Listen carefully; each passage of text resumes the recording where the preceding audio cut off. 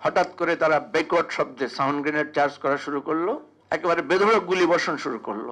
আমরা হতভম্ব হয়ে গেলাম যে এরকম বেঈমানি পুলিশ করতে পারে মুখের উপরে। আবু সাইদের হত্যার প্রতিবাদে আমরা প্রথম মিছিল বের করি, পথিমধ্যে আমরা আরো দুটো রাজনৈতিক দল একই সাথে রাস্তায় আমাদের মিছিল হয়ে গিয়েছিল, একাকার হয়ে গেছিলাম তিনটা দল। এবং পরের দিন পত্রিকাগুলোতে নিউজ হয়েছিল যে রাজপথে মিলে গেল তিনটি রাজনৈতিক দল।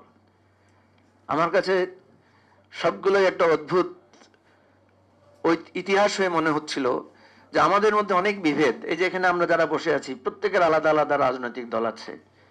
আমরা প্রতিদিনই বিএনপির বিরুদ্ধে হয়তো বক্তৃতা দিচ্ছি, কথা বলছি, নানা ধরনের দাবি দাওয়া নিয়ে মতপার্থক্য নিয়ে আমরা কথা বলছি, কিন্তু আজকে জুলাই আমাদেরকে দেখেন আবার এক মঞ্চে এক জায়গায় এসে মিলিত করেছে।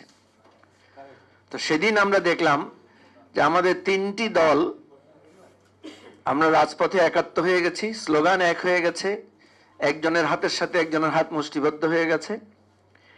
ঠিক তারপরের দিন গণতন্ত্র মঞ্চের মনে হয় 8টি বা 9টি দল, 8টি দল ছিল, 6টি দল ছিল তখন, 6টি দলের মধ্যে এসে আমরা 7টি দল একসাথে হয়ে গেলাম। বক্তব্য শেষে আমরা প্রস্তাব করলাম যে আমরা এখানে দাঁড়িয়ে গায়েবানা জানাজাটা পড়ব। তখন জোনায়েদ সাকি এসে বললেন যে না, আমরা আগে প্রেস ক্লাবের ওই দিক থেকে একটা মিছিল করে আসি, তারপরে এসে এখানে গায়েবানা জানাজা পড়ব। তো সবাই মিলে আমরা মিছিল শুরু করলাম। মিছিল আমরা প্রেস ক্লাবের সামনে যাওয়ার পরে পুলিশ আমাদেরকে আটকালো, আটকিয়ে বলল যে আপনারা ওইদিকে যেতে পারবেন না, হাইকোর্টে ওখানে কি যেন একটা নিষেধাজ্ঞা আছে। আমরা পুলিশকে বুঝালাম যে দেখেন আমরা হাইকোর্ট পর্যন্ত যাব না, আমরা সামনে থেকে ঘুরে চলে আসব।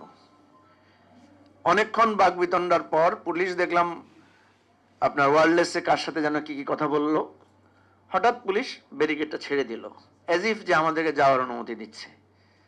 যখন পুলিশ ব্যারিকেড ছেড়ে দিল, আমরা যখন সামনে গেলাম, হঠাৎ করে তারা ব্যাকওয়ার্ড শব্দে সাউন্ড গ্রেনেড চার্জ করা শুরু করলো এবং একই সাথে বিপুল পরিমাণে কাঁদানে গ্যাস নিক্ষেপ করা শুরু করলো।